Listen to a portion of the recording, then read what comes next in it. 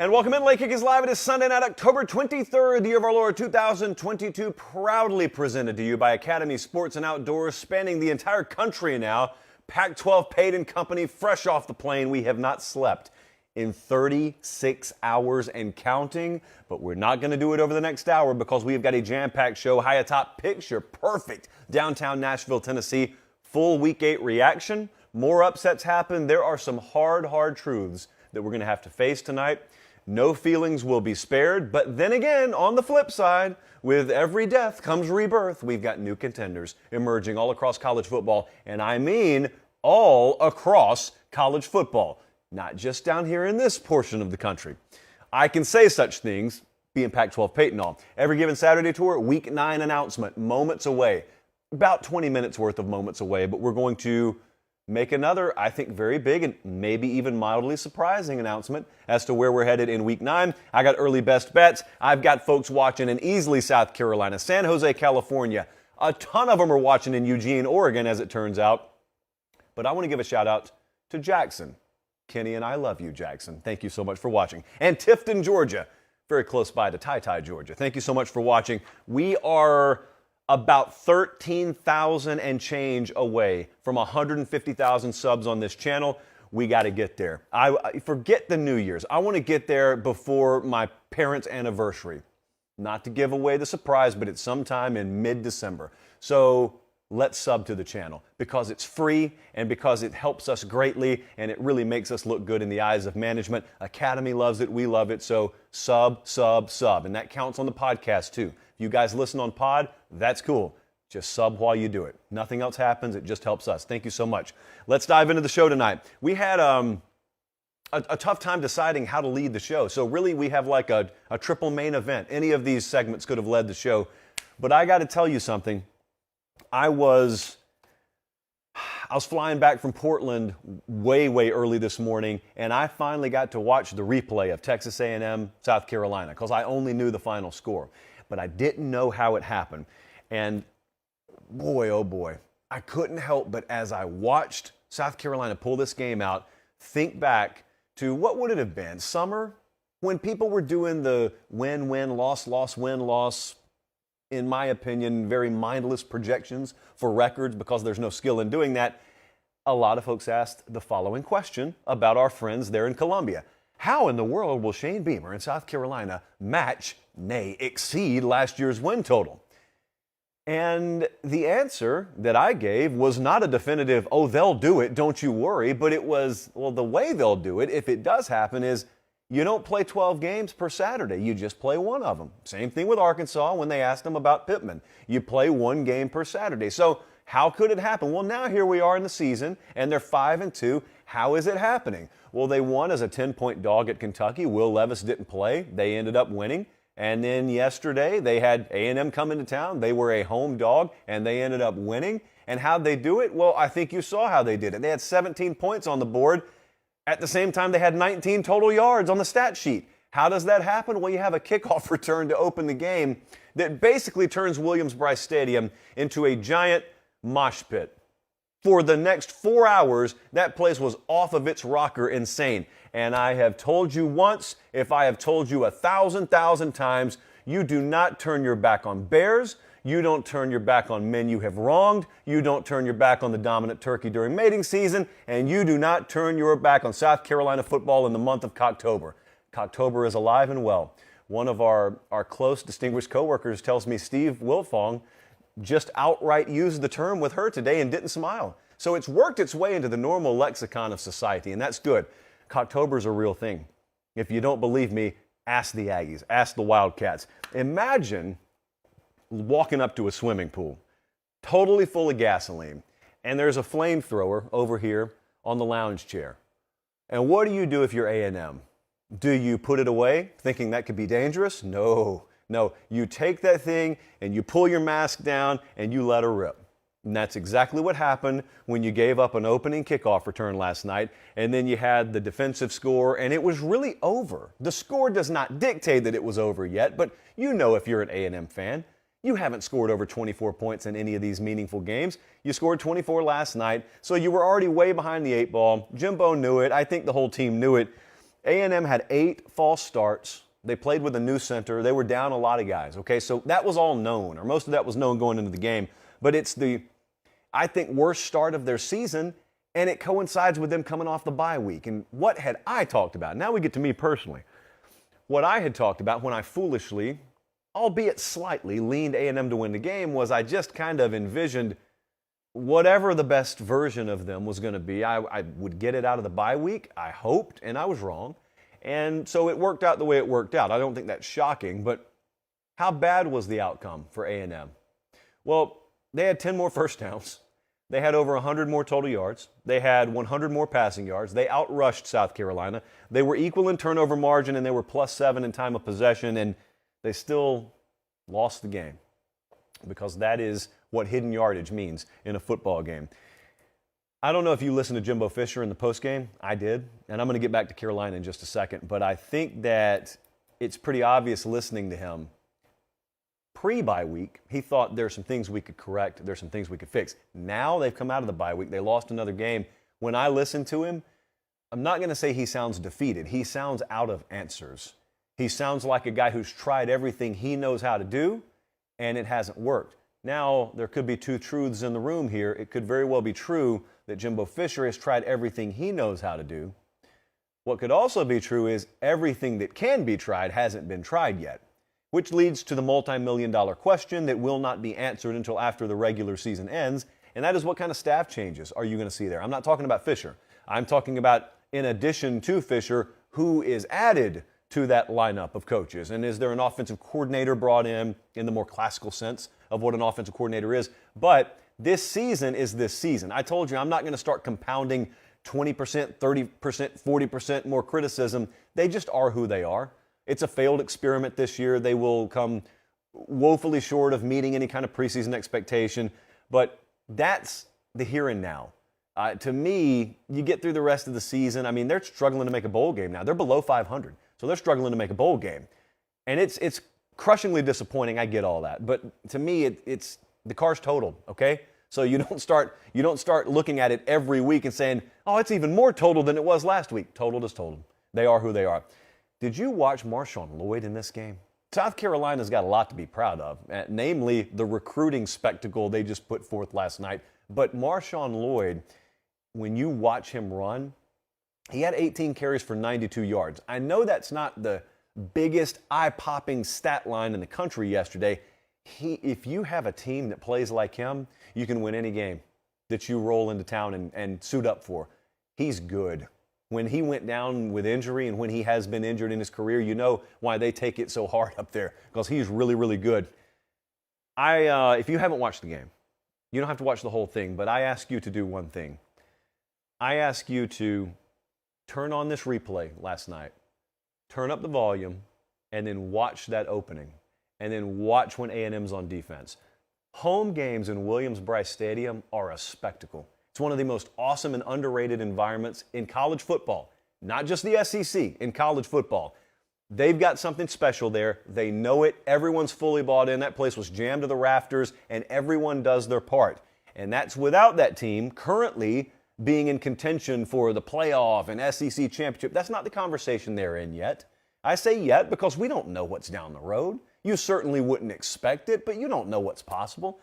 Listen, I would not have mentioned Clemson in that conversation circa 2008 and 9. You never know what's possible. But now we look at what is possible in terms of their final schedule, and they've got 5 wins right now. They play Missouri next, then they go to Vanderbilt, then they go to Florida. 2 out of 3 there I would be happy with if I were a Carolina fan. And then they got Tennessee and at Clemson at the end of the year. They're right there on the precipice of matching or perhaps even exceeding last year's win total. And that's not somewhere we thought they'd be maybe when they started 1-2, was it? That's crazy how this game ends up playing out if you just let it play out and you don't reassess quarter to quarter. Congratulations to Shane Beamer in South Carolina. I know Jessica Jackson and those folks in the recruiting department probably had a really fun night last night too. Academy Sports and Outdoors, I can't emphasize enough to you, was very, very popular in Eugene, Oregon this weekend, which is interesting because they don't exactly have a location every street corner in the greater Eugene area. but we've got fans on every street corner in Eugene, and they know Academy Sports and Outdoors there, and they have the internet.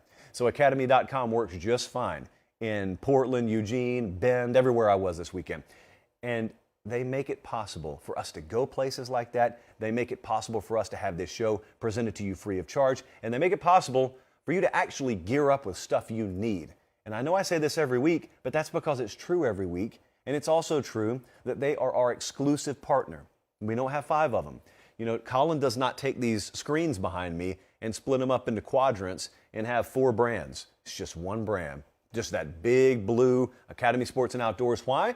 Because they stepped up to the plate so close. They hugged that plate so tight, no one else can even get in the box. We appreciate it, and we appreciate you guys supporting them because we constantly get the feedback from you, and we constantly get the feedback from them. If you need, let's just be honest, pretty much anything in life at this point, Academy Sports and Outdoors. If you can't get there in person, academy.com. I'm looking very, very forward to this next segment. It's truly amazing what adrenaline will do for you. Because we have really lived an unhealthy lifestyle over the past few days. I mean, we flew back this morning at some point from Portland, got a workout in, so good for us, pat ourselves on the back. But we were, Colin, this is your end point. The Every Given Saturday tour was in Oregon, first time ever, in Eugene, in Autzen Stadium for UCLA versus Oregon yesterday. And I got some advice, some fresh, newly discovered advice for any of you out there who are listening to Pac-12 criticism. Just don't. Just don't. Take it from someone who's been out there. Ignore the folks who haven't been out there.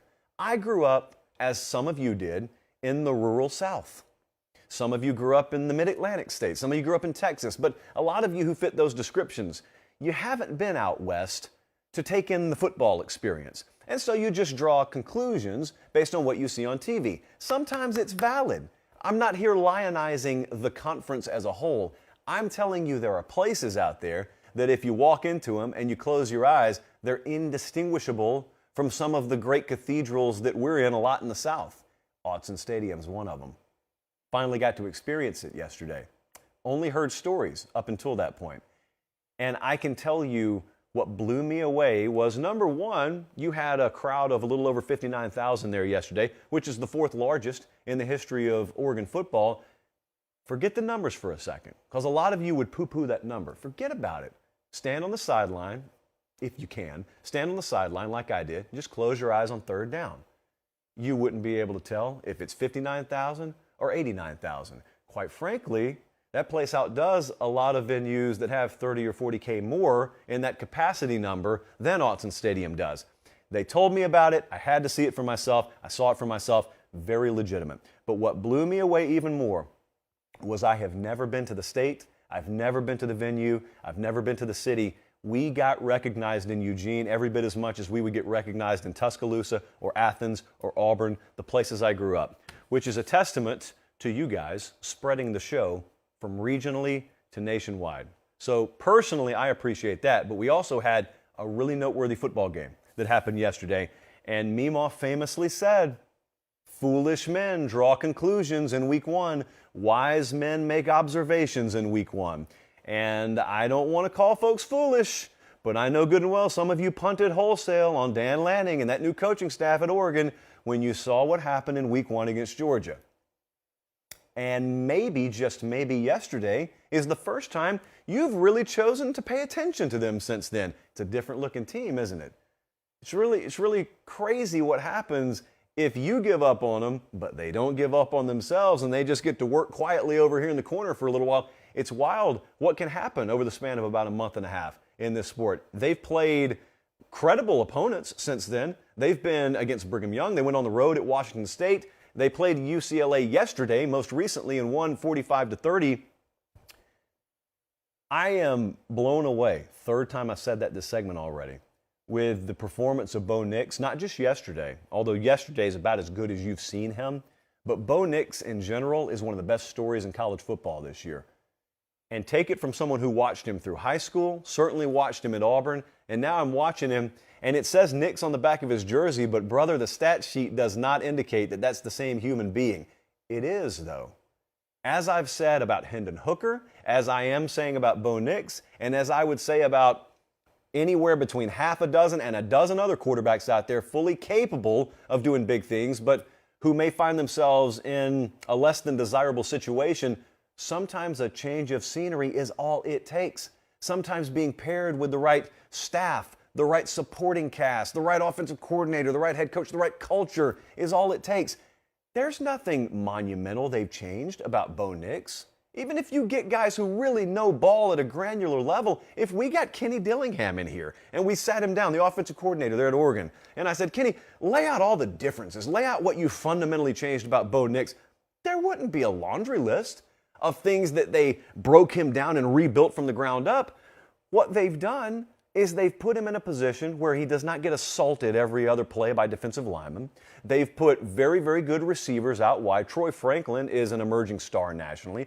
They've got a culture that he can improve and develop in, which I would argue he never had at Auburn.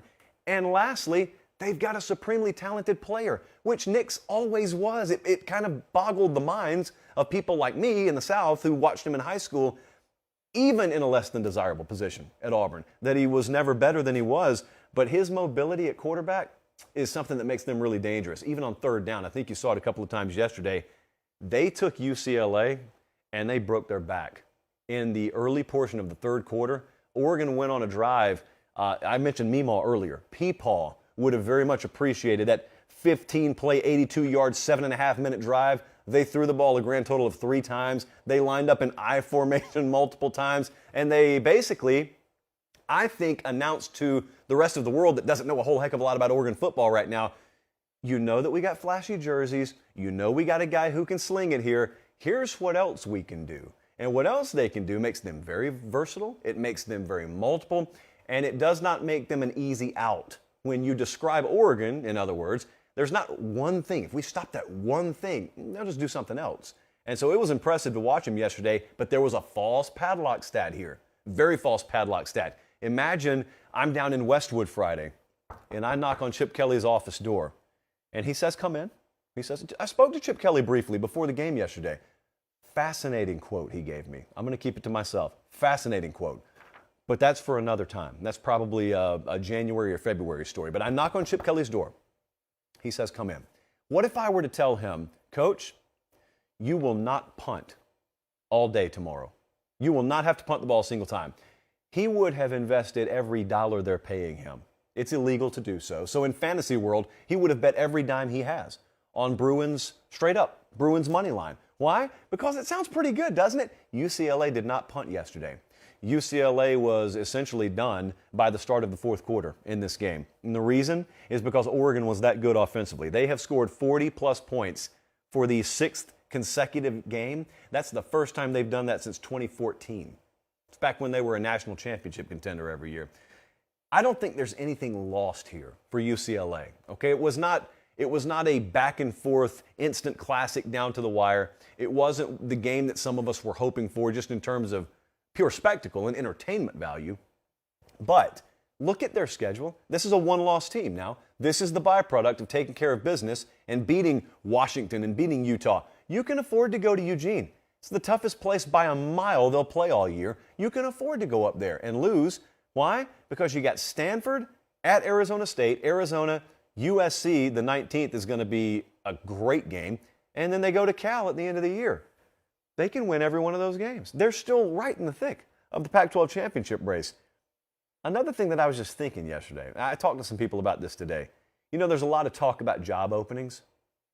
There's a lot of talk about that Auburn job since I just mentioned them. Why wouldn't you call Chip Kelly? I know some of you just recoiled at that. I want to know why. I'm going to leave it there. I'm not telling you I have information on this. I'm saying I am presenting the idea. Why don't you call Chip Kelly? All these names that are unproven, all these names you don't know anything about, you know about Chip Kelly. Why wouldn't you call him? If you think that you can get him a great staff, if you think that you can equip him with the resources to recruit the right way, why not Chip Kelly? It's a known commodity. I will very much look forward to the detractors, and I know there are going to be a lot of them. I just want you to give me the reasons why. Why not Chip Kelly? What a stretch coming up, though, in the Pac-12. There's really good football being played out there, guys. I I grew up in Fortson, Georgia. I get it. I'm just telling you, there's some really entertaining stuff happening out there. And you've got now, Jesse, do we have the updated odds? I don't even know. You may have showed it already. There are the updated odds to win the Pac-12 championship. Oregon is now favored to win the Pac-12 championship. They are plus 25, and USC next up at plus 250. They do not play in the regular season. UCLA is now third. They do play USC in the regular season. And Utah is fourth at plus 400. They, I believe, play Oregon in the regular season. Do they, Jesse? Do they? Let's see. Boy, I'm calling up a lot of things that I didn't tell them I was going to call up. Okay, they don't have it. Okay, so there's a 50-50 shot that they play them. How about that? I think they do. Yeah, they go up there and play them. Okay, so there's still a lot to be sorted out there. I'm just telling you, there are a lot of new hires out there. And there are a lot of mixed results out there. I think Oregon nailed their hire. Not just with Lanning. I think they got a really, really good collection of folks out there. And I think that this is not a mirage. I don't think this is year one. You're doing it with someone else's players, that stuff. We've seen that before. I don't think that's what this is. So I would very much keep my eye on that team. You probably cast the mold for them a little bit too early. I was guilty of that too. I watched week one just like everyone else. I didn't predict this, but they got right back to work, man. They didn't let that faze them. It wasn't even a little learning curve period where they struggled. They took their beating, and now they're handing them out. And that's Oregon football right now. So it's been really, really fun to watch. We had a great time out there. Great time. We'll be back again. We'll be back. Next up, what happened in Baton Rouge yesterday? Ole Miss has a 17-3 lead over LSU. These are facts. This is let the record show. Ole Miss had a 17-3 lead over LSU. I know because I saw it on the eye, Josh. I then did this. Set it down. Okay? So you can imagine my surprise when I see the final score and I think, wait a second, is that the wrong year? What was it, 2018? What was that, 2019? Nope. In the year of our Lord, 2022, LSU proceeded to go on a death march 42-3 run to close out Lane Kiffin and Ole Miss yesterday. LSU essentially watched our preview video where, true enough, we did predict the Tigers to win the game, and they proceeded to ignore every key that we discussed. Remember how imperative it was to not let Ole Miss get off to one of those fast starts like they had? Ole Miss had grabbed the lead in every game so far this year. Well, they did again. Remember how pivotal it was going to be for LSU not to fall way behind? Well, they did. And then they realized, I don't think it matters. I think that now's the time. You know, we got guys like Harold Perkins on the bench. Why don't we just play him? You know, Lane Kiffin's worst nightmare, apparently, if you listen to him in the postgame, he said they played Perkins. There's no one else out there quite like him. I didn't like that they put him on the field. This was crazy. This was really, really a night and day difference. But one of the concerns I had for Ole Miss, and one of the reasons we talked about last week that went behind me kind of leaning LSU, it wasn't some huge, like, best bet of the year or anything like that. But one of the reasons I really liked LSU is you can either get married to what teams' records are, or you can pay more attention to matchups. And in our world, we like to pay attention to the matchups. And one of the things, it's not their fault, but one of the things that Ole Miss had not been able to do is they hadn't been able to go into a tough road environment yet. It had been Georgia Tech and Vandy. And the other thing is they had not been exposed to high-level athleticism in anyone's defensive front. Even Kentucky did not really present the kind of athlete across the board that LSU did. And then they throw Harold Perkins in the mix. I mean, imagine if Mason Smith was still healthy for LSU. They lost him in week one. Kind of frightening to think about now when you see the result elsewhere. Jackson Dart ended up looking like a deer in 8-lane traffic yesterday. I looked at the final stat sheet. I saw the amount of quarterback hurries they claim LSU had. I would double it. He was running for his life. There were grass stains on top of his grass stains yesterday. It was stunning that they were even able to function, and really after the first half, they weren't able to function. Is this Jaden Daniels? What we saw yesterday, what we've seen the past 2 weeks really, is that LSU quarterback Jaden Daniels? Because if it is, friends, first thing I'd like to do is rewind to week one and play the season out with this version of LSU. I don't think they'd have a loss yet. Now, the second thing is he's put up 11 touchdowns the past 2 weeks. He's decisive. He's aggressive. There's no second guessing. He's not deer in headlights at all. He doesn't look like he's taken a split second to process things. He's not thinking. He's just reacting. In other words, when we go back to fall camp, remember it was Miles Brennan and it was Garrett Nussmeier and it was Jaden Daniels. Every one of them have their strengths. Every one of them have their flaws. If Kelly goes with Jaden Daniels, you're just going to have to suck it up and understand that there may be a little inconsistency. There may be a little hesitancy. Well, there was early. Not now. Look at the numbers yesterday. 21 of 28. He had 248 through the air. He had another 121 on the ground. Just 5 touchdowns. No big deal to go along with 6 last week. I mean, some guys are starting in this league and won't do that in the month of October. Some of them won't do it in the month of October and November combined. And there goes Jaden Daniels playing really good ball. And here's the good news. I know this updates week by week, but as of now, let's write this down. So here we are, Sunday, October 23rd. Brian Kelly is a good fit at LSU. Now, we got a bye week, so that won't change. Now, if he loses against Bama, he probably won't be a good fit anymore. And then we'll just have to wait. Does he go to Arkansas and do they win? If he does, he's probably a good fit again. And they'll probably beat UAB, and then he'll go to Texas A&M. So it's just a week-by-week thing. You know, these massive, overarching, 50,000-foot bits of opinion are changing week to week. So right now, yeah, Brian Kelly, forget about the accents, forget about whether he can or can't recruit. He is a good fit. And that's all we know. You know, those sorts of things change every week. No, they don't. I found out last week, not everyone picks up on the sarcasm of the show. No, no, no. We are very much speaking tongue-in-cheek. Brian Kelly, we're believers. We always have been on this show. Bama LSU in 2 weeks looks a little bit more enticing, doesn't it, friends? You know what also happens that day? Tennessee, Georgia. Let me repeat for those of you in the back, or for those of you irresponsibly daydreaming when you're listening to the podcast version tomorrow. Bama at LSU, Tennessee at Georgia, same day. Same day. So if they tell you that a down week is upon us in college football, number one, take your casual stamp and hit them on the forehead with it. But then number two, after you've stamped them accordingly, because we have to out these people, tell them, show up next week, buddy, because we got a double dose in the SEC alone next week. The odds to win the SEC championship, it's Georgia minus 125. It's Bama plus 150. And listen, if you believe in the Vols, you got them at plus 500 odds there to win, not to make it, to win the SEC championship. I want to ask you one more thing. I don't know if you showed it already, Colin. Could you show Ole Miss's schedule one more time, I guess, if you already did? Interesting times here. They've got a loss they're coming off of yesterday, so they're 7-1. They're unbeaten no more.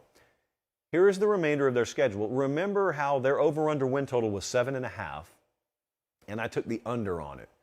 Allegedly because I'm an Ole Miss hater. It's news to me every time I hear it, but whatever. So we got Ole Miss at 7-1. And this was always the draw. It was they were going to start fast, inevitably, and then they're going to get to this really, really steep grade. Do they build up enough speed where they can work their way up that thing a little bit? Well, they lost to LSU. They go to Texas A&M this week. They are an early 3-point favorite at Texas A&M.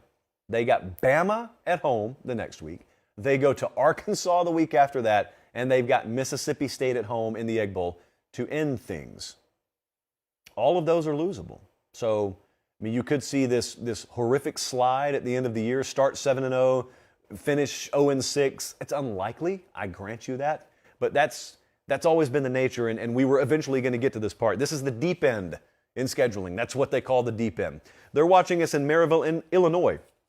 They're watching us in Raleigh, North Carolina, and they are absolutely watching us in Knoxville, Tennessee. Thank you so much. In honor of our friends on Rocky Top, I've got the orange liquid in the chalice. Chalice, because it's only one, not the plural. Elsewhere in our great land yesterday, Oklahoma State beat Texas 41-34. You know what it's time to do. I told you no feelings were going to get spared tonight, and that includes my own. But you see, it's not my fault. If you take nothing else from the show when it comes to me picking Texas to win the game, I want you to remember, it's not my fault. Don't blame me. I want all of the credit, but I'm not interested in any of the blame. The model the ignorant, foolish, know-nothing model that I hold in my hand suggested to you, oh, there's a new Texas, you know? There's Quinn Ewers. It's going to take this team to the promised land. It's a fresh outlook. Forget all that, okay? This is me talking to you now. The model knows nothing. I am in charge. We're going to put the model over here. I just muted the model, and let's talk amongst ourselves. Earmuffs, model. That looked like the same Texas to me. Did it look like the same Texas to you? They had look at the, so I don't know which padlock stat you want to start with, Jess. Let's just go with a quartet. The ultra rare quartet of padlock stats. 1, 2, 3, 4 paper pops here. Pick which one matters the most to you. Texas had 14 penalties for 119 yards. Oklahoma State, 0. You know how long they've played football in Stillwater?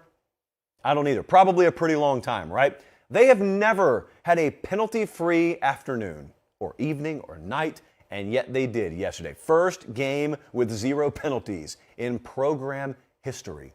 More on that later. Quinn Ewers, 38.8% completion percentage. Just your casual 19 of 49 day, no big deal. Texas was 3 of 17 on third down, no bueno. Oklahoma State ran 98 plays yesterday. I don't know which one of those signifies the most to you that Oklahoma State probably won that game. A bunch of padlock stats. But I hear some of you. I hear some of you out there. You're complaining right now. And if I know you like I think I do, you're probably saying something like, why can't you get more specific with these padlock stats? Why does it always have to be an entire game? You want a second half padlock stat, friend? How about this one? Texas in the second half. I'm going to channel my inner Dan Rubenstein here. Solid Verbal Podcast. Check it out. Punt, punt, punt. Field goal, punt, punt. Missed field goal. Interception, interception. End of game. That second half's not winning you many ball games in the Big 12 or elsewhere. Thank you, Daniel. Spencer Sanders had a really good day yesterday because keep in mind, that's the quarterback at Oklahoma State. Spencer Sanders is coming off the worst statistical performance of his career because he had a bum shoulder. I mean, he's dragging a peg shoulder around. Kind of throwing like that right there. Yesterday, though, 34-57, 391, 2 touchdowns and a pick. It's not getting you to New York City. When you consider the ramifications, though, that's a stellar afternoon. Because, first off, it's good that he's playing, and especially good that he's putting up numbers like that. Oklahoma State should not be a surprise. I didn't pick him to win yesterday. That's on me. I don't need to be doubting Mike Gundy. All Mike Gundy's doing right now, all Oklahoma State's doing right now is what they do every year. And that is watch everyone else get preseason praise and look at everyone but them adorn the preseason magazines and then beat everyone on the front of the magazine when it comes time to play actual football. And now here they are. They are a one-loss team. They go to Kansas State this week. That game is going to be a great game. It's got currently, depending on where you look, either a 1-point spread or a pick'em. So that's the kind of seesaw affair that we may have there in Manhattan, Kansas. I'm taken with the Big 12 right now. And if you want to call it competitive balance, that's fine. Just the competitive nature of the conference in general. The odds to win the Big 12 championship, updated, up to the minute. This may surprise some of you. TCU plus 115, they're not a surprise. Texas is still the second odds-on favorite to win the Big 12 at plus 250.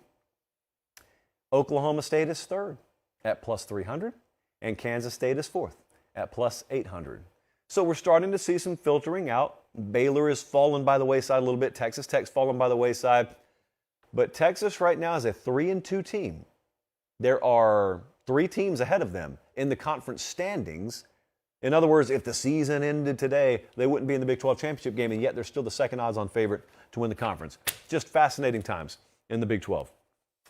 Let's see which way I want to go here.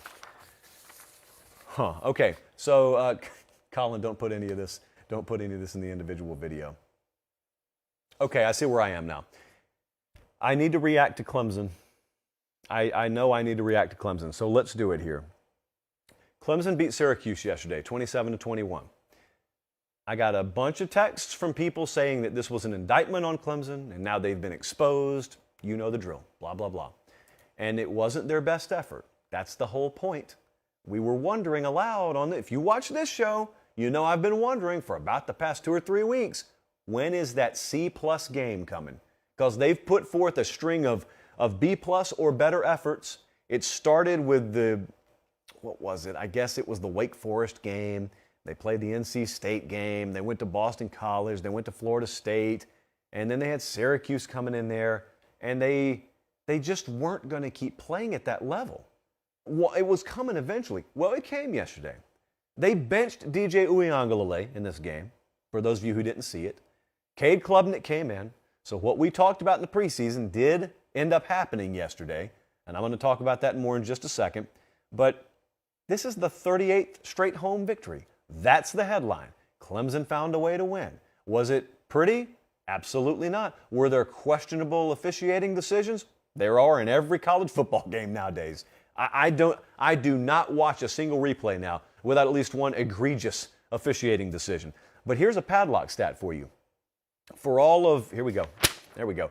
For all of the moaning and gnashing of teeth around Clemson and their inadequacies yesterday, they turned the ball over 4 times. That's not good, right? That's not the padlock stat. The padlock stat is Syracuse generated a grand total of 1 touchdown, 7 points, if you count the extra point, off of those 4 turnovers. You should, on average, be around 4.5 points, averaging 4.5 points per turnover, which means you should be around 18 points netted if you turn the ball over or force 4 of them, and that's just not what happened yesterday. This is where dynamic players win you games. Will Shipley, for Clemson, is a dynamic player, and he had a career day yesterday. 172 on the ground, that's a career high, had 2 touchdowns. He won the game for him. Not single-handedly, but when things were not going right, when you're benching a quarterback, you bring Klubnik in, I think he threw like 4 passes. Will Shipley took the game over when it had to be taken over. Now, I mentioned DJ got benched in the game. I know some of you already saw it, and maybe some of you saw the sound I'm about to play. I got to tell you something.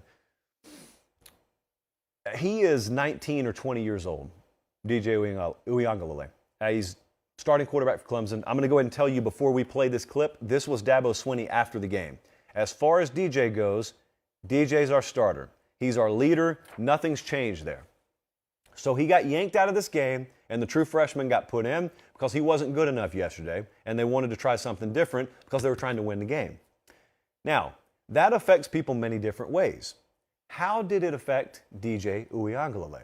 If you're 40, 50, 60 years old, I want you to listen to what's about to be said. Pretend that you're just reading these words off a piece of paper, though. How old would you think this person is? And then remember, when you're actually listening to this, this is a college kid talking, sounding like someone well beyond his years. Roll it, Colin. At the end of the day, for me, man, stats isn't everything. My main number 1 stat is to win and lose. And today we got a W by Cade going out there and get a W. And that's Coach Swinney's number 1 job. Is we have 135 guys on this team, and at the end of the day, his responsibility is the team, not me. And for Coach Swinney to go out there and make that decision, I mean, that's the number 1 decision to make. And I appreciate Cade for going out there and getting a W. I appreciate Coach Swinney for making that change. And I appreciate everyone on the team for rallying and getting this W. I mean, that was a hard-fought game. Offensive line stepped up. Receivers played great. Running back, Shipley had an amazing game. Same thing with Maffa. And defense, I would they have 5 sacks today. So it was an unbelievable game overall.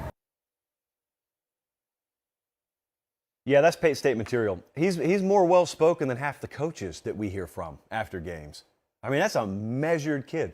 Knows the full scope of the game, knows the whole full scope of the team, and that's genuine. He's not reading off a cue card, guys. That's just him talking after the game. And that's also someone who's heard the noise all year. So this isn't something that snuck up out of nowhere. I've talked about it on this show. I told you in the preseason. I thought there was coming a day where he was going to get pulled out of that game. Didn't know which one. And I thought that eventually it was going to be Cade Klubnik's team. Well, part of that happened yesterday. So that's been a little quiet drumbeat. He's not ignorant to that. He's not immune to hearing that. And so that's how he handled himself. I wanted to present that to you because that's how a grown man handles his business. That's how an adult handles his business. And this is college football, so it's not always like that. Again, to reiterate, he is still the starting quarterback there. Dabo said, as far as DJ goes, he's our starter, he's our leader, nothing's changed there. You want to know what else can really give you the freedom to have an off day offensively? Well, it's called defense. And yesterday, They had 5 sacks and 9 tackles for loss, which is just that's the MO for Clemson now. They held Syracuse to 119 yards. They pitched a shutout in the second half. 119 and a shutout in the second half. I'm a believer that this was not a bad day for Clemson football. I'm a believer they'll be better for having gone through what they went through yesterday, because here's how I look at it. Okay, you could say all you want to. If that team shows up to play Georgia in a semifinal game, they'll get beat. Well, that team won't show up to play Georgia in a semifinal game, because you're not going to get Clemson's C-plus effort in a high-profile game where you got 3 or 4 weeks to prepare. That's not realistic, guys. You know that. Nor are you going to get Georgia's effort against Missouri if they played in a semifinal game. You know how this stuff works. You know when those teams get to postseason play, you get whatever the best version of them is. You didn't get Clemson's best version yesterday. But what does happen is some of the mortar that fits between the bricks on that team that you call players, the difference between individuals and a team, that coalescing, that gelling, a lot of it is a result of going through stuff like they went through yesterday. They're not supposed to win that game. They're supposed to lose that game, and they ended up pulling it out. And sure as we sit here, later in the year, they'll be in a dogfight with someone, maybe in the ACC title game, maybe in a playoff game, maybe they're in the national championship. Stuff that happened yesterday that they survived will end up benefiting them. So that's not the worst thing in the world. You never want to be in those situations, of course. You want to blow everyone out. But after you've gone through it, Dabo Swinney probably drove home yesterday and knew that he had a lot to correct. That's fun. That's the challenge of being a coach. But he also probably had a little smile at some point and understood, we dodged one today. We found a way. It's nice to know we can do that. Updated odds to win the ACC. It is still Clemson and North Carolina 1-2. A lot of distance between them. But then, should be noted, there's a lot of distance between North Carolina and Wake and Syracuse, who are 3 and 4. I cannot emphasize in strong enough terms how far off the cliff we are about to jump with the next segment. We're going to stay in the ACC for a second. Duke played a game yesterday. Miami kind of showed up as well. At least uniforms were out there. Duke ran all over Miami, 45-21. I mean, they literally did. The rushing totals, if you want to get literal, 200-48. Miami carried it 31 times, 48 yards. That's its own little padlock stat. Anyone who understands what happened yesterday will be my guest. Please explain it to me, because I'm dumbfounded. But anyone who has taken a glance at this box score, please don't watch the game. You're looking at it on your screen. There is a number that is highlighted, and it's not a typo. We double-checked it. We triple-checked it. Miami turned the ball over 8 times. Not in September, not in the 2022 season, in one afternoon against Duke. I watched this game somewhere high above Wyoming early this morning on my flight back, and I could not believe it. I thought it was a parody video. I thought it was someone having fun with an editing tool on YouTube. And it was the real game. I could not believe it. What do you say? It's the first thing I said when I landed. I tweeted out, I'm supposed to talk about Miami tonight. What do I even say? Cut the turnovers in half, and that's a bad day. They turned it over 8 times, guys. There were periods, you Miami fans know this. God bless you if you stayed tuned in the whole time. There were periods in the second half. Jake Garcia was in the game because Van Dyke got knocked out. There were times, multiple times, where Garcia threw a pick. It just didn't even look like real football. It looked like if you and I were in the backyard and you were trying a different way to throw a spiral, or you just seeing if you could throw it that distance, and you just keep throwing it to the other guy and you say, oh well, it's not a real game. That's kind of how that felt, only it was a real game. Duke's guys are running it back. You're watching right now on YouTube. This doesn't even look like real football. It doesn't look like the effort being put forth is being put forth knowing that these results count.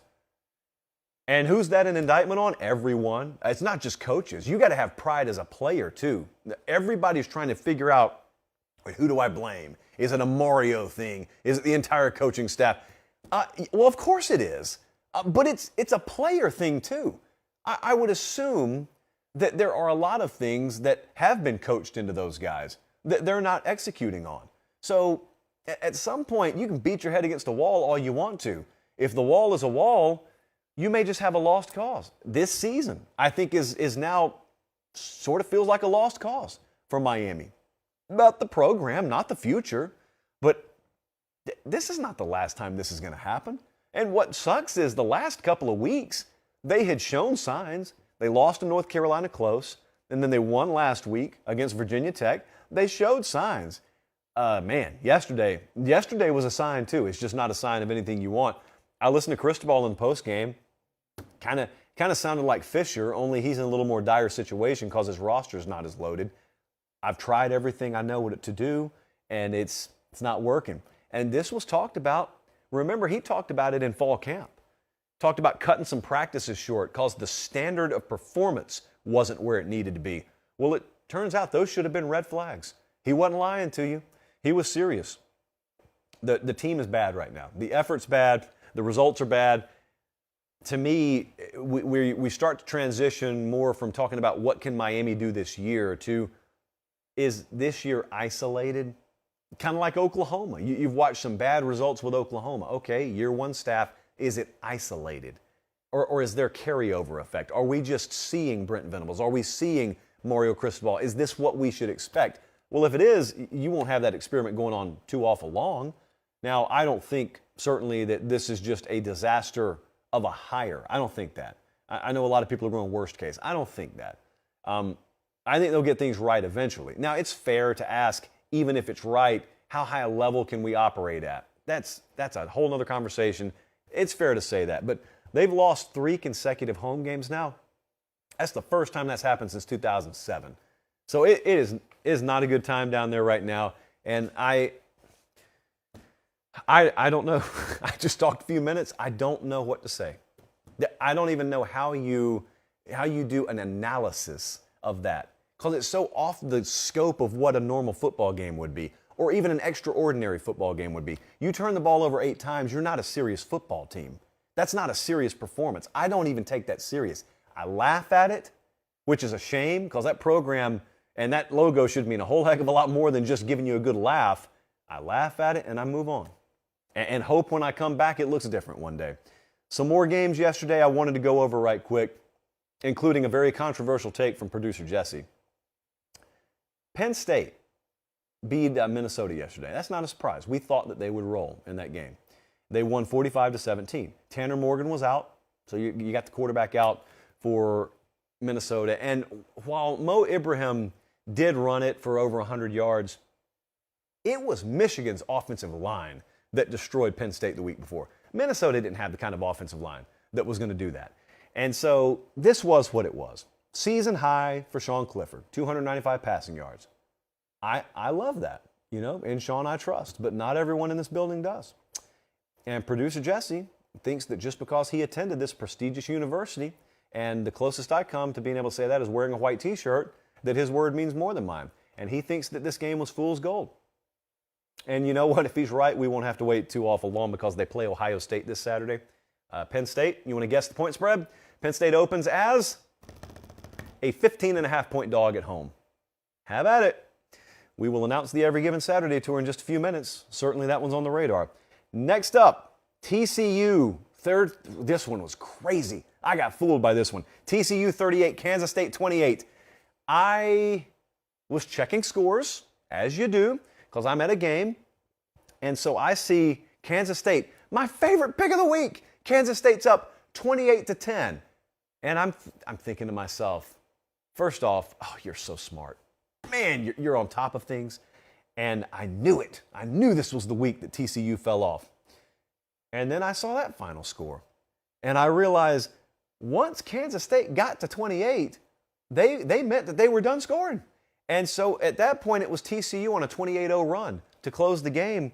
And sure enough, they win it. They win it. They cover. And Kansas State lost Adrian Martinez in this game. Jesse, what's the number? How many starting quarterbacks has TCU knocked out this year? They've knocked out 4 starting quarterbacks. Who do they think they are? Like, what gives them the right to not? It sure is effective if you want to win football games, though. TCU was 10 of 19 on third down. K-State was 3 of 9 on third down. The Horned Frogs are undefeated.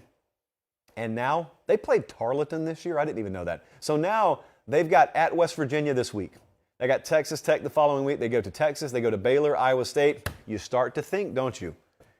No, let's not be irresponsible. But you start to think. You really do.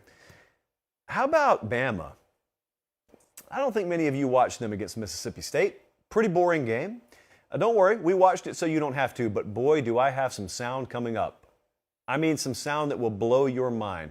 If you didn't watch this game, I'm guessing you did not watch Mike Leach's post-game press conference. I did twice already, and I still can't make much sense of it. I do want to tell you something first before we roll this audio. I'm telling you, it's some of the most bizarre audio. Even by Mike Leach standards, it is some of the most bizarre and out there audio that you will hear. It's like Ryan in The Office. I've seen it. Even for the internet, it's pretty shocking. This was one of the more predictable results, I thought, that we were going to get. I told you Sunday night. I told you a week ago. Bama's going to drag Mississippi State. It's a horrific matchup, but at the same time, offense wasn't necessarily going to click because they sit there and they play 3-3-5 against Bama all night, which is specifically designed to do a couple of things. You're not getting anything over the top. And anytime you try and run the ball, we got 6 right there to commit. So we got a numbers advantage, or we can match your numbers, and you're just not going to do anything. And it's crazy. It is like, I mean, I was talking to Tim Watts about it earlier today. He said, it's the closest thing to watching a quarterback play 7-on-7 football that you'll find. Because every play is broken. You go back and watch this. You count how many yards Bama got off of executing the play that was called. It never happens. It's play breaks down. Bryce has got 14 and a half seconds with which to carry the ball around, and so he improvises, he runs all around, and plays hero ball, and voila. Oh, look, JoJo Earl is sitting Indian style, crisscross applesauce, as one of my friends in New Orleans would say, in the end zone. They won 30-6. They had a shutout until the very end of the game, but that's not the takeaway. Okay, they go into the bye week. They got LSU coming up. That's not the takeaway. Shockingly, the takeaway for me was I'm listening to Mike Leach, just doing my due diligence, and I say, hold up, what did he just say? And I rewind, and I thought to myself, I don't know what I'm listening to. I'm going to let you guys listen to this. This is Mike Leach after his team loses to Alabama. Make sense of this if you can. I didn't think we played well. I didn't think we played well at all. I'll tell you one thing that they do that gives us trouble.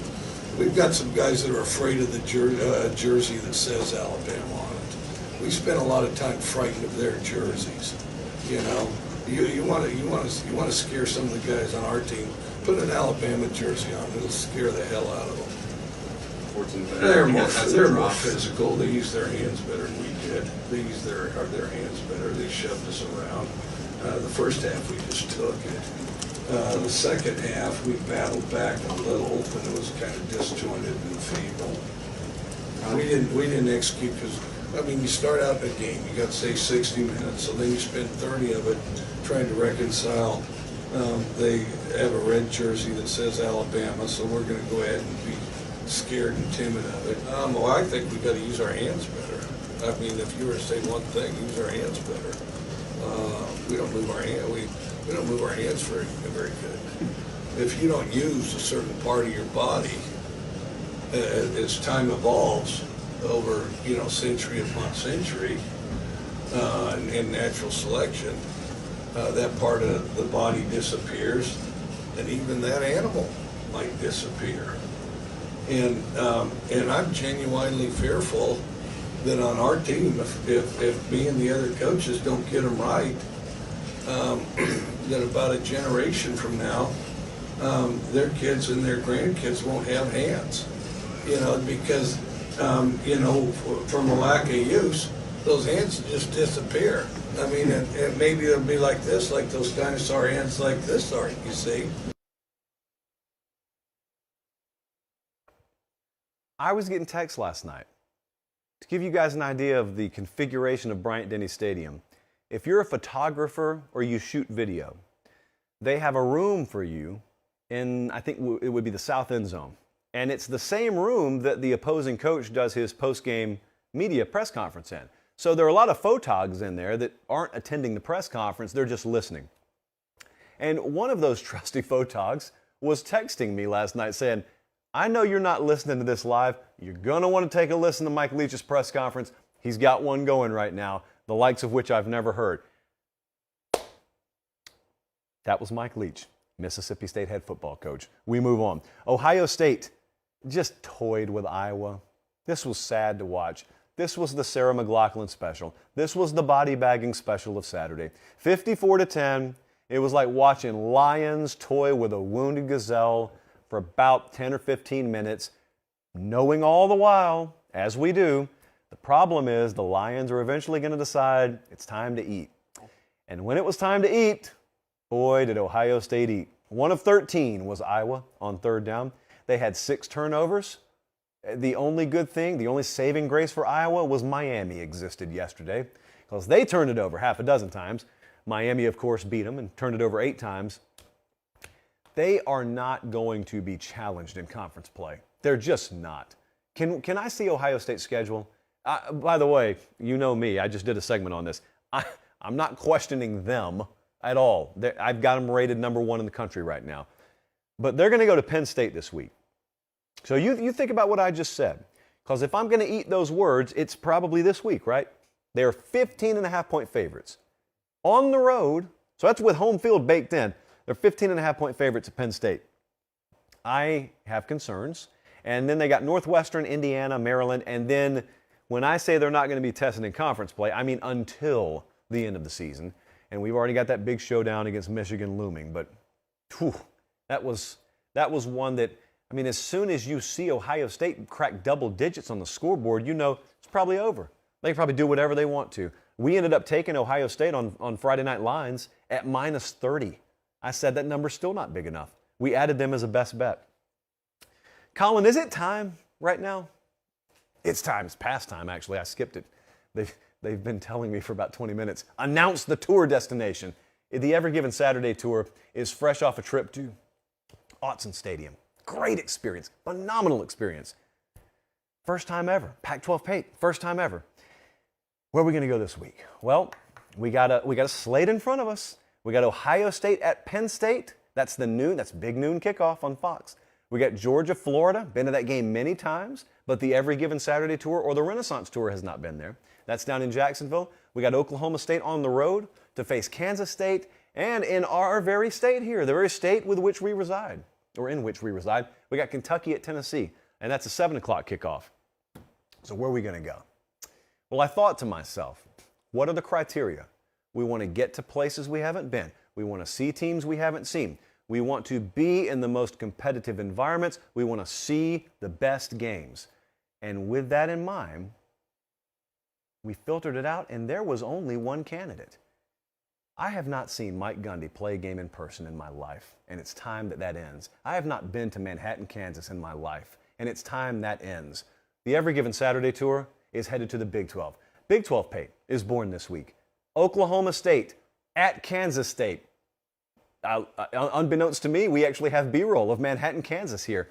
Hey, I grew up a small youth in Georgia, but even I had immense respect for Bill Snyder. And so the chance to go to Bill Snyder Family Stadium and the chance to see a matchup, maybe 2 of the 3 best teams out there in the Big 12 going at it, and there's a lot of desperation for Kansas State now, coming off a loss at TCU. Oklahoma State coming off a win, which had followed a loss against TCU. We're going to see a really good one Saturday. Obviously, our first time there. And also, unlike that game at Penn State, and I did not choose to go to that game because I think Ohio State's going to roll Saturday. Okay? And I could be wrong there, but I think this one's going to be more competitive. And that's what we're trying to see. We're trying to see the most competitive games. And so we are headed to Manhattan, Kansas. Looking forward to that. And we'll have more to talk about Tuesday night because we'll break that game down. But look at us. Who thought, Colin? I mean, Jesse, we go to Eugene and we go to Manhattan. I mean, good for this. Good for the SEC bias here. Good for us. Good for us. Just throwing crumbs all over the place, huh? It's almost like it was always going to work out that way and people could have just kept their mouths shut and waited to see how it turned out. But I digress. Let's talk about the Ramen Noodle Express. We went 5-5 yesterday. I had some slander being dropped in the chat. Listen, it's as simple as this. We give out some picks during the week. I give out the rest of the picks on Friday night. And in totality, that makes up the Ramen Noodle Express. We went 5-5 yesterday. No better, no worse. That's 500. And we did not go 2-5, as someone was alleging in the comments section. With that in mind, I have one early best bet for you this week. this is not going to help me. I just realized the allegations of Ole Miss haterism, they're not going to be alleviated when I tell you I'm taking Texas A&M +3 because I think A&M is going to beat Ole Miss this Saturday at home. So, sorry. I'm not punting wholesale on the Aggies. Give me Texas A&M +3. I appreciate you guys so much. I have not gotten sleep in 36 hours. So when you hear a sound tonight, that's my head hitting the pillow. But it was worth it, worth every bit of it. We had a great trip this weekend, looking forward to a big week of games, and we'll be in Kansas this Saturday for Oklahoma State versus Kansas State. We'll be back here same time Tuesday night. Remember, the drive to 150,000 subs continues, and we are ticking ever closer. So grab grandma's phone, grab grandpa's phone, and just hit that button and then put it down like nothing ever happened. For producer Jesse, for director Colin, I'm Josh Pate. Have a great rest of your evening, a great start to your week. Take care, and God bless.